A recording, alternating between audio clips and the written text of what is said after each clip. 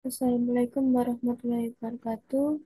Perkenalkan, nama saya Arbat Melani dari Prodi S1 Administrasi Rumah Sakit dengan NIM 443224002.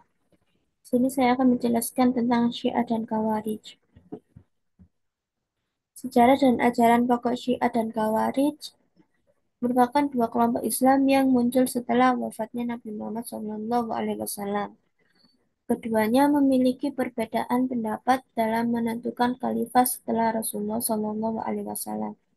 Syiah berpendapat bahwa Ali bin Abi Thalib adalah khalifah yang sah, sedangkan Khawarij menolak semua khalifah yang dipilih setelah Rasulullah SAW. Latar belakang kemunculan Syiah dan Khawarij yang pertama, wafatnya Nabi Muhammad SAW pada tahun 632 Masehi menimbulkan kekosongan kepemimpinan. Yang kedua, perdebatan tentang khalifah. Perbedaan pendapat tentang siapa yang layak menjadi khalifah muncul di antara para sahabat Nabi. Yang ketiga, terbentuknya Syiah dan Khawarij. Perbedaan pendapat ini memunculkan kelompok Syiah yang mendukung Ali bin Abi Thalib sebagai khalifah dan Khawarij yang menolak semua khalifah setelah Rasulullah SAW. Perbedaan pendapat dalam menentukan khalifah setelah Rasulullah SAW ada tiga, yaitu yang pertama, pendapat mayoritas. Mayoritas umat Islam berpendapat bahwa Abu Bakar As-Siddiq adalah khalifah yang sah. Yang kedua, pendapat Syiah. Syiah berpendapat bahwa Ali bin Abi Thalib adalah khalifah yang sah. Yang terakhir, pendapat Khawarij. Khawarij menolak semua khalifah yang dipilih setelah Rasulullah SAW. Sejarah dan alirannya yang pertama asal-usul. Syiah muncul setelah kematian Nabi Muhammad SAW. Kelompok ini mendukung Ali bin Abi Thalib sebagai khalifah. Yang kedua, aliran.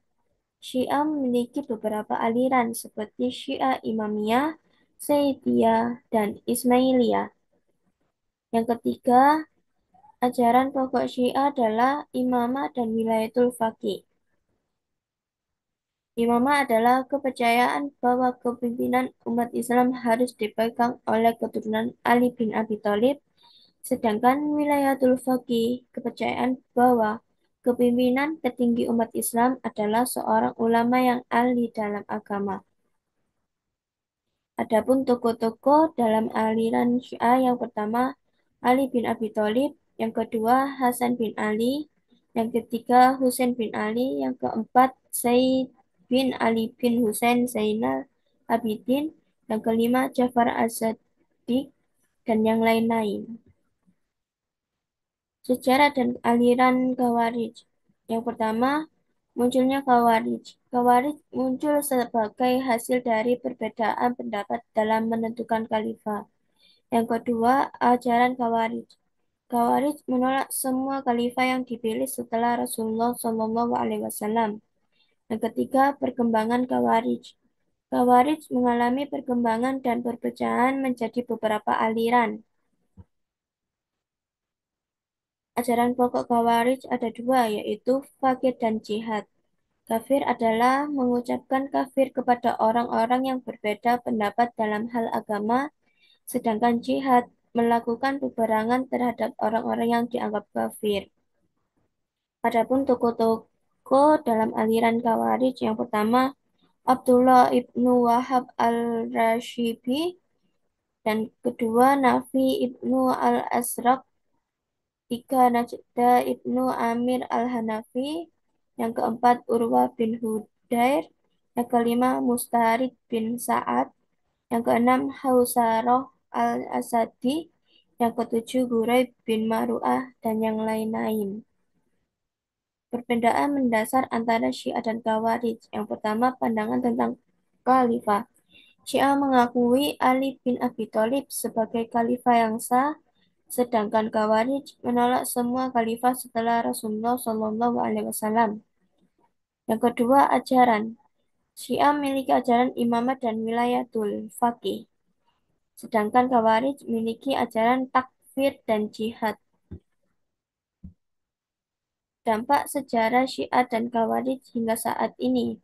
Yang pertama, perpecahan umat Islam. Perbedaan pendapat antara Syiah dan Khawarij menyebabkan perpecahan dalam umat Islam. Yang kedua, konflik. Perbedaan pendapat ini juga memicu konflik antara kelompok Syiah dan Khawarij serta dengan kelompok Islam lainnya. Yang ketiga, pengaruh politik. Syiah dan Khawarij memiliki pengaruh politik yang signifikan di beberapa negara. Kesimpulan, Syiah dan Khawarij merupakan dua kelompok Islam yang memiliki sejarah dan ajaran yang berbeda. Perbedaan pendapat ini tentang khalifah setelah Rasulullah SAW menyebabkan perpecahan dalam umat Islam. Penting bagi umat Islam untuk memahami perbedaan ini agar dapat hidup berdampingan secara damai dan toleran. Terima kasih. Wassalamualaikum warahmatullahi wabarakatuh.